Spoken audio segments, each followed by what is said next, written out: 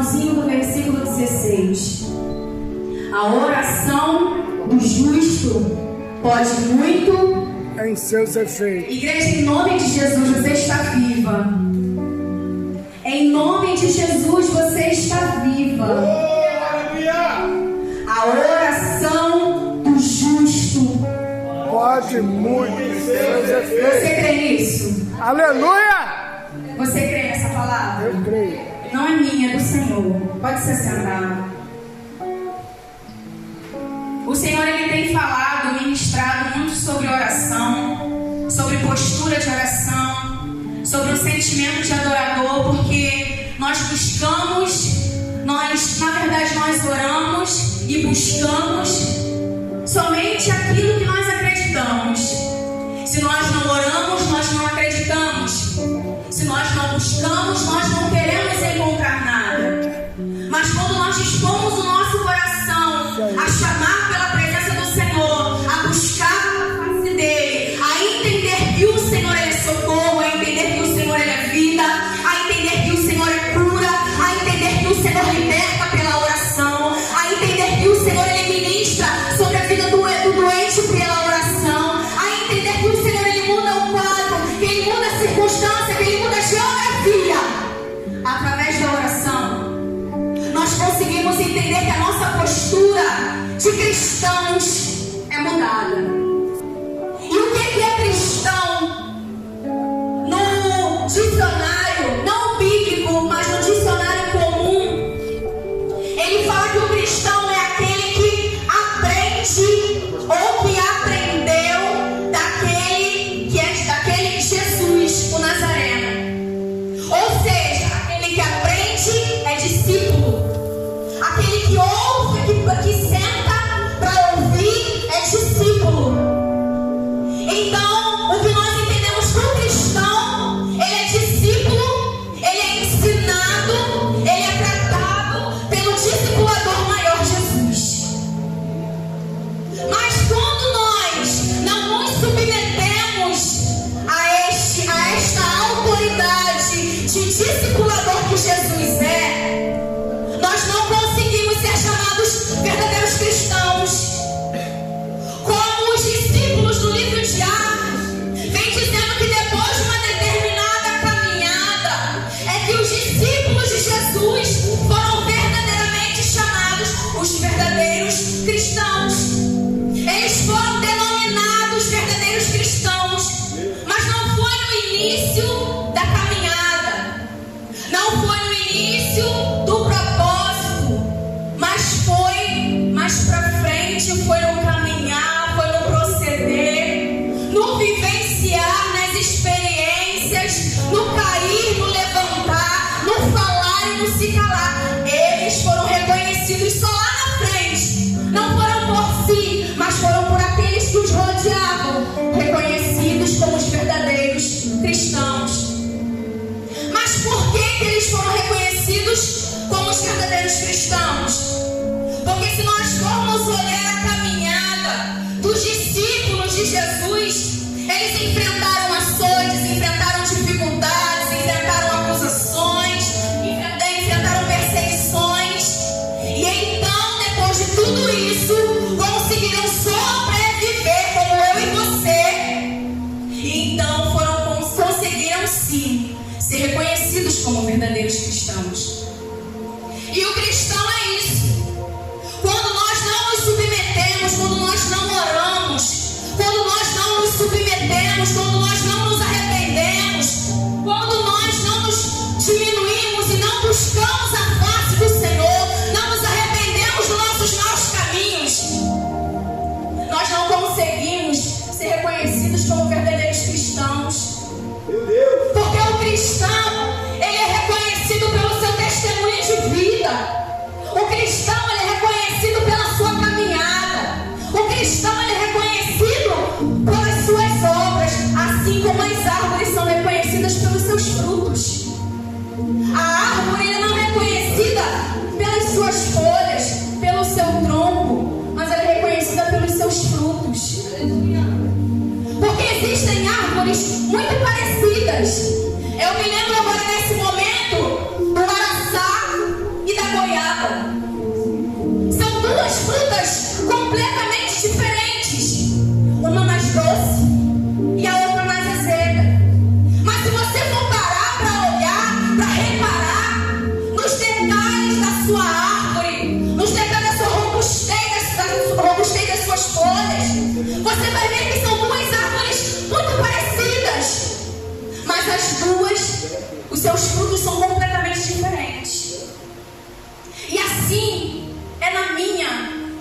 sua vida. Pelos seus frutos é que nós somos reconhecidos, pelos nossos frutos é que somos reconhecidos. Aí nós paramos para olhar para a nossa vida, para a nossa entrega, para a nossa disposição, e olhamos para aquele que está lá fora, para aqueles que olham a nossa caminhada, não apenas na vinda e na ida dos cultos, das orações, mas na ida e na vinda do nosso dia a dia, do nosso cotidiano, do nosso falar, do nosso pensar, do proceder. É aí que nós somos reconhecidos, é aí que nós somos vistos, é aí que nós somos julgados, é aí que nós somos apontados, é aí que nós somos acusados muitas das vezes. Mas no momento que nós paramos para olhar as acusações, muitas das vezes nós nos abatemos, esfriamos, nos entristecemos por palavras, por gestos, situações que nos colocam de repente, porque eu já fui chamada de retardada por acreditar e confiar piamente numa promessa, numa palavra que o Senhor ele tinha liberado sobre a minha vida. Uma pessoa que era discípula da minha célula, onde eu era co-líder, ela via minha caminhada, o meu andar, o meu proceder e falou: gente, essa mulher é retardada, não é possível que ela não está vendo o que está acontecendo.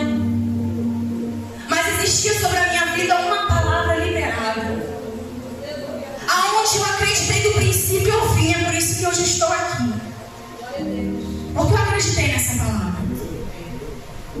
Eu ouvi da boca de uma conhecida dessa moça que me chamou de retardada. Ela falou: olha, chamou você disso e tal, mas fica no teu coração, não.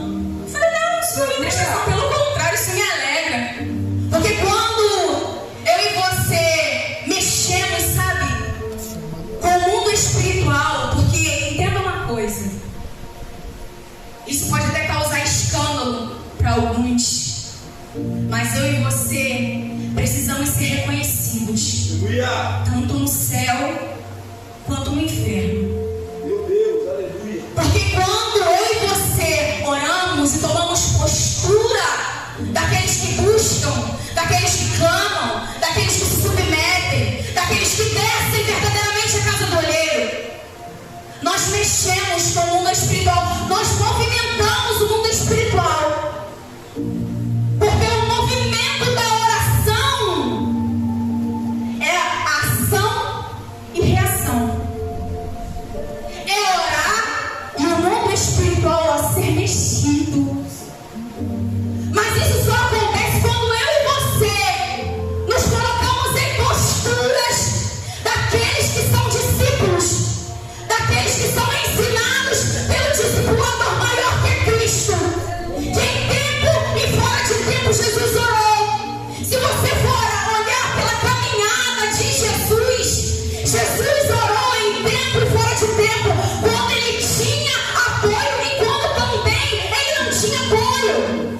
Em momentos de dificuldades, em momentos de escassez, em momentos de acusação, e no pior momento da sua vida, no momento aonde ele orou e o seu corpo transpirou gotas de sangue, quando os seus sentimentos estavam à flor da pele, ele orou ao Senhor, pediu ao Pai: Pai, se possível, passa de mim este cálice, porém, todavia, seja feita a tua vontade. E no momento que Jesus, nós vamos olhar o texto, livro de Lucas, capítulo 21, se eu não estou enganada. No momento quando Jesus acaba de orar, a resposta que ele teve foi a visitação do anjo, que o confortava. O conforto que o anjo trouxe sobre a vida de Jesus naquele momento foi um não. Se nós formos olhar verdadeiramente para esse texto, nós vamos ver que o conforto que o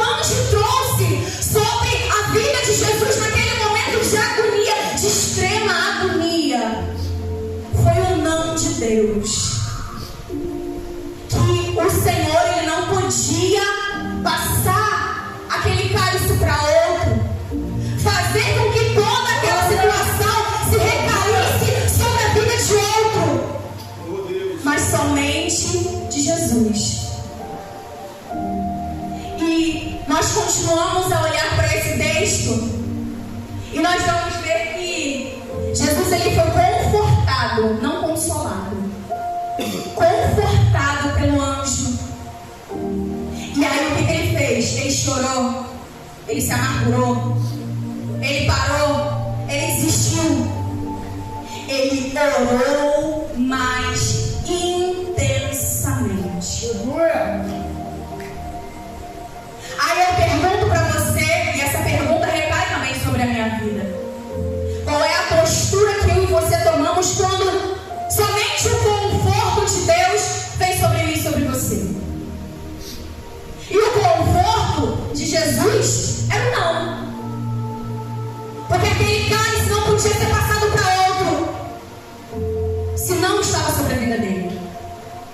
O conforto que o anjo trouxe ao coração, a vida de Jesus naquele momento foi o não. E eu e você? Quando recebemos um não, somos daqueles filhos mimados que quando escutamos um não do nosso pai e da nossa mãe, batemos pezinho, fazemos birra, olhamos para trás, gritamos, esperneando, ficamos até sem falar com o papai e com a mamãe. A postura do nosso discipulador maior foi de orar mais intensamente.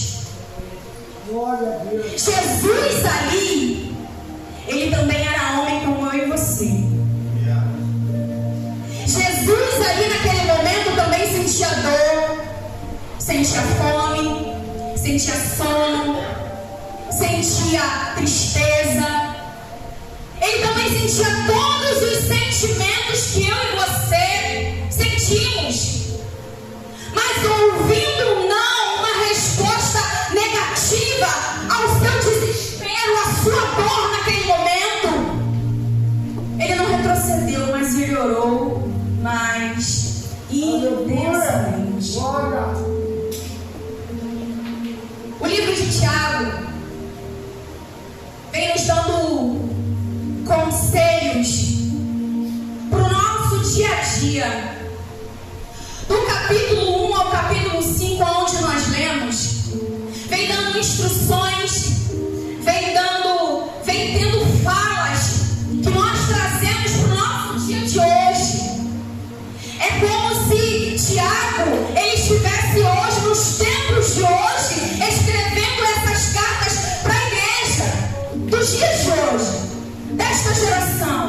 Ele vem tratando as coisas simples para crentes novos, sendo que não somente acontece com crentes novos, mas também com crentes de caminhada, que eu e você somos. Conselhos e instruções que ele libera nessas cartas, dizendo sobre o cuidado com o falar da língua, dizendo que a fé sem obras ela é morta, dizendo que nós precisamos não ser egoístas, mas nós precisamos nos preocupar com os outros, nos preocupar com o próximo. São conselhos fáceis, conselhos de simples interpretação, que se eu e você formos parar para ler esse texto, essa carta de Tiago, do capítulo 1 ao capítulo 5, eu e você nos encaixamos nesses textos perfeitamente. Eu olhei para esses textos e falei: Senhor, tem misericórdia. E eu quero te convidar a ler esse texto, esse livro de Tiago. São 5 capítulos apenas, mas de fácil interpretação, de simples compreensão. Mas se ainda não há interpretação e compreensão, o Espírito Santo está aí, acessível, para que haja entendimento da palavra do Senhor. E ele vem falando no capítulo 5 que nós lemos, vem falando que a oração da fé, ela salvará o enfermo e o Senhor o levantará. Se houver cometido pecado, seriam perdoados.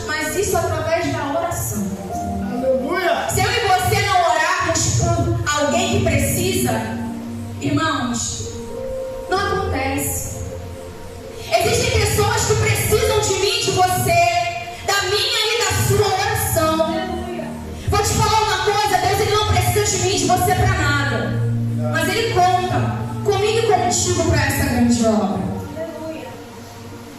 Existem pessoas que precisam desta oração, que carecem desta oração, de uma palavra liberada, de um testemunho que eu e você precisamos ter em nossa boca para falar.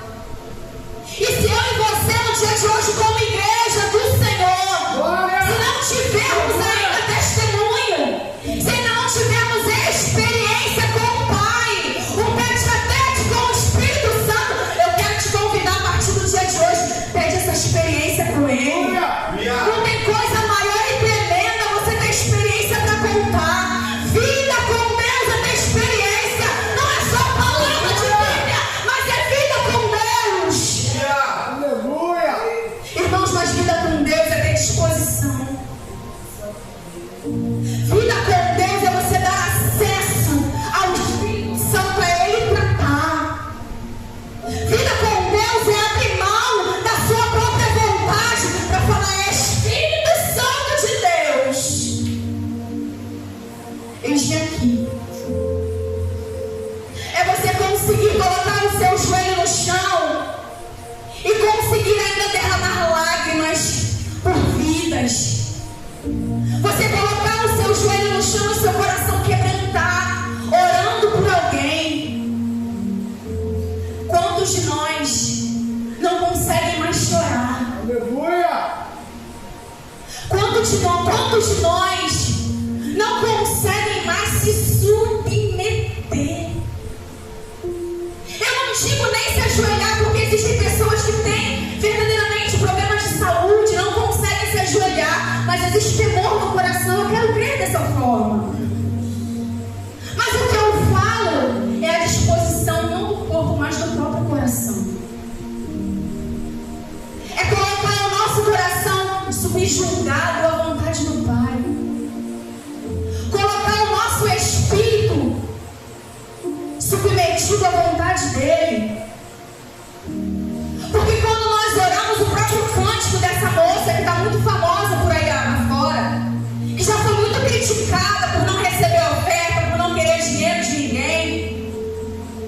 Mas o cântico fala que eu vou orar e quando eu oro, o Senhor fala comigo.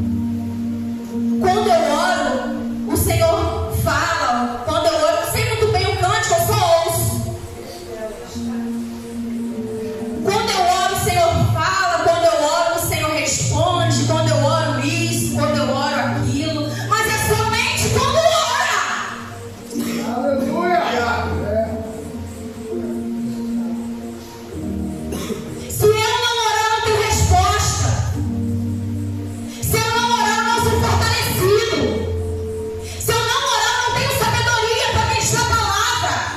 Se eu orar, eu subo nesse altar aqui e canto vazio. Sabe como? Igual uma lata, um latão vazio. Você já bateu num latão vazio? Nesses latões, sei lá do que é, que a gente até usou como púlpito aqui, eu não sei se você já viu. Esses latões vazios, eles fazem mais barulho que aquilo. Tá fazendo só o quê? Barulho. Mas por dentro tá louco. Não tem conteúdo. Não tem nada dentro. Quando eu não oro, eu estou dizendo claramente para Deus: eu não preciso de ti. Quando eu não busco a presença do Senhor, eu estou dizendo claramente: eu sou autossuficiente. Eu sou dona do meu dinheiro. Sou dono das minhas vontades. Sou dono do meu querer. Faço o que quero, quando não quero, da forma que quero. Quando eu não oro, quando eu não busco, quando eu não me submeto. Eu estou falando isso claramente no mundo espiritual, que eu não preciso de Jesus na minha vida. Mas existem pontos na nossa vida que a gente pode entender que alguns têm medo. Medo de orar. Porque já existiu, eu já ouvi também muitas palavras, não testemunhos, mas palavras de pessoas que dizem que têm medo de orar.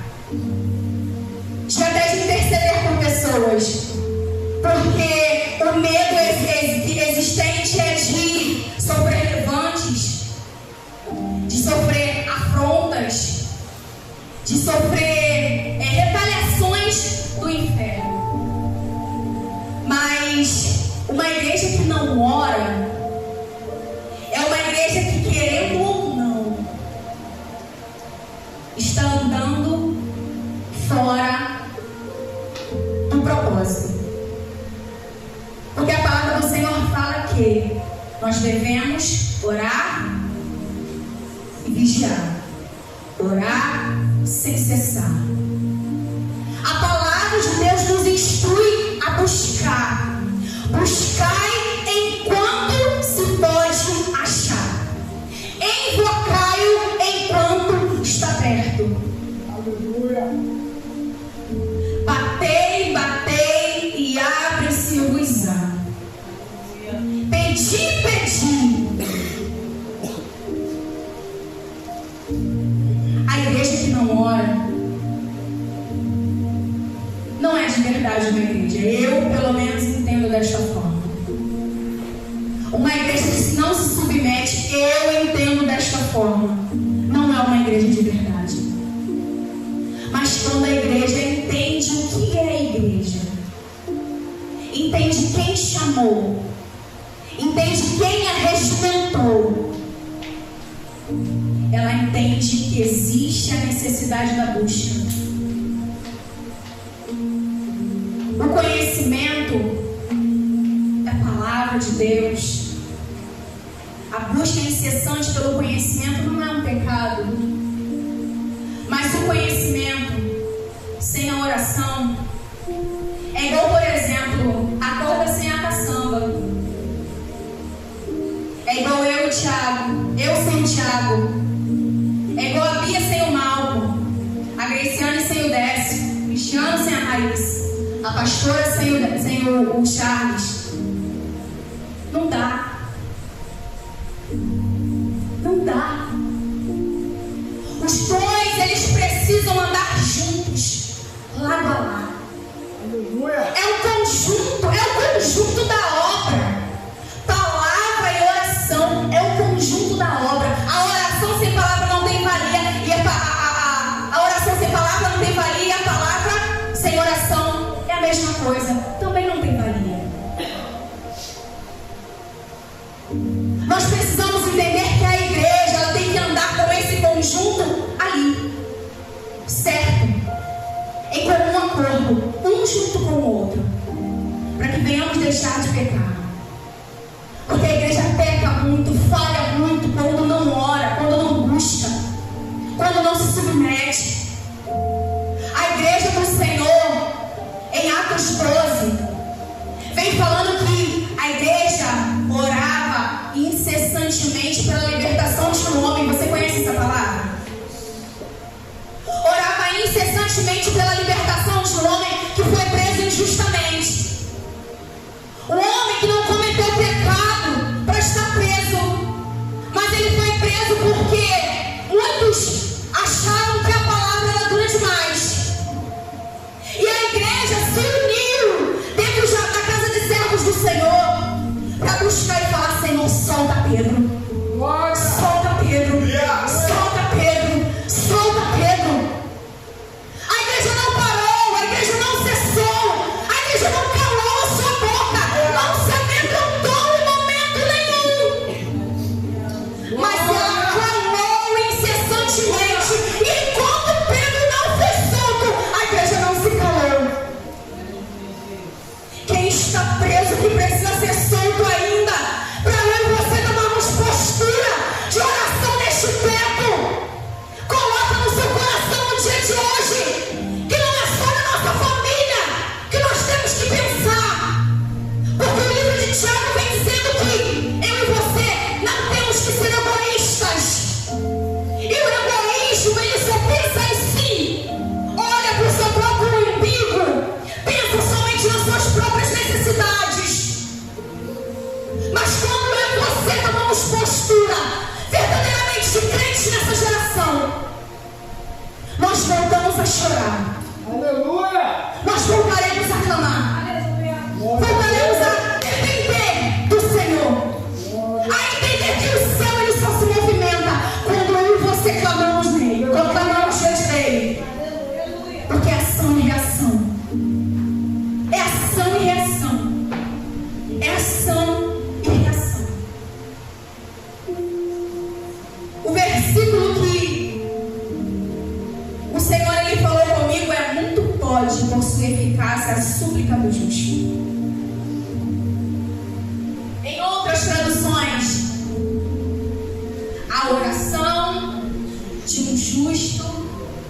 pode muito em seus efeitos.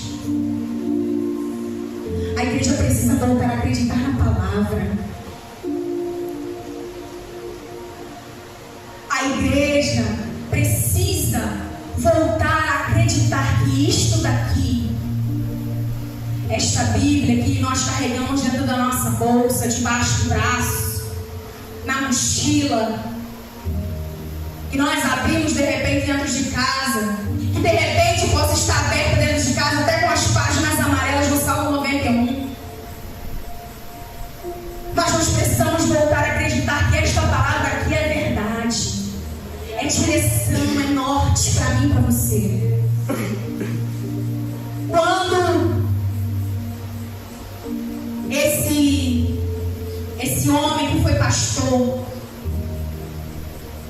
esse homem que não foi discípulo de Jesus, mas pastor, aquele que direcionava, aquele que instruía, aquele que escreveu essas cartas para uma igreja nova, uma igreja que estava se formando ainda. Quando ele escreveu dizendo que a oração de um justo, ela pode muito em seus efeitos, ela quer contradizer a incredulidade de muitos. Porque muitos de nós já oramos, buscamos, sem acreditar naquilo que nós estávamos orando. Desacreditamos talvez por conta de uma palavra, por conta da circunstância que estávamos vivendo, por conta da dor que de repente estávamos vivenciando. De repente a oração que estava sendo feita não era o Senhor que estava desacreditando, mas eu e você mesmo estávamos desacreditando. Mas o Senhor, Ele me chama nessa noite a voltar a entender que a tua oração, que a minha oração, Aleluia. a oração de um justo, a oração daquele que é filho, a oração daquele que é discípulo, a oração daquele que está debaixo da submissão do céu, ela pode ainda pode, muito em seus efeitos. Aleluia. Eu quero te convidar a acreditar nessa palavra nessa noite. Eu escrevi no papel aqui vários feitos, vários acontecimentos dentro da palavra do Senhor, onde o Senhor manifestou a sua glória, manifestou o seu poder, a sua grandiosidade, a sua majestade, por meio da oração. Mas o Senhor, pela sua misericórdia, quis me usar na simples palavra que eu quero acreditar que o Espírito Santo falou aos corações e trouxe compreensão. Mais simples do que se de repente eu fosse ler essa folha cheia de palavras que não são mentiras, porque é a palavra de Deus. Mas Ele quer trazer à nossa memória não feitos do passado, mas feitos que aconteceram na minha e na sua vida, no nosso cotidiano, no nosso dia a dia. Porque a palavra do Senhor vem dizendo que nós precisamos trazer à nossa memória aquilo que nos traz esperança, o que renova a nossa esperança, o que renova a nossa fé, o que nos traz de novo ao ponto de partida. De repente, da onde nós deixamos de lado por outros objetivos, por outros momentos, de repente que damos mais importância, porque nós fazemos isso. Eu não estou aqui em cima deste altar com esse microfone na mão para mentir, mas muitas das vezes nós deixamos o propósito por motivo algum. O livro de Abacuque vem dizendo no capítulo 2, depois de muitos questionamentos, no capítulo 1 de Abacuque,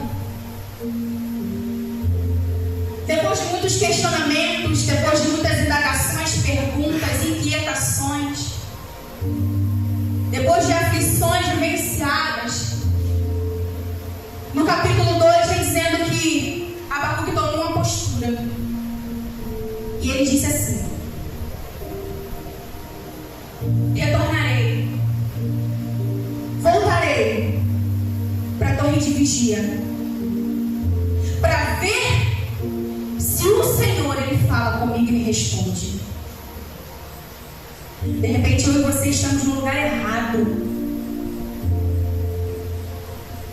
Eu não estou dizendo dentro da igreja no dia de hoje, me entenda. Mas eu estou dizendo que, assim como o Abacuque de repente estava cheio de questionamentos, cheio de inquietações, cheio de perguntas, indagações diante da presença do Senhor, ele estava com uma postura no lugar errado.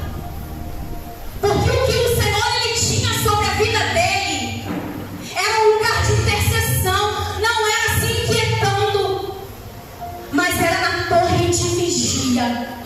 Porque foi somente quando ele voltou, ele retornou à torre de vigia, foi quando o Senhor respondeu a ele. De repente eu e você estamos no lugar errado.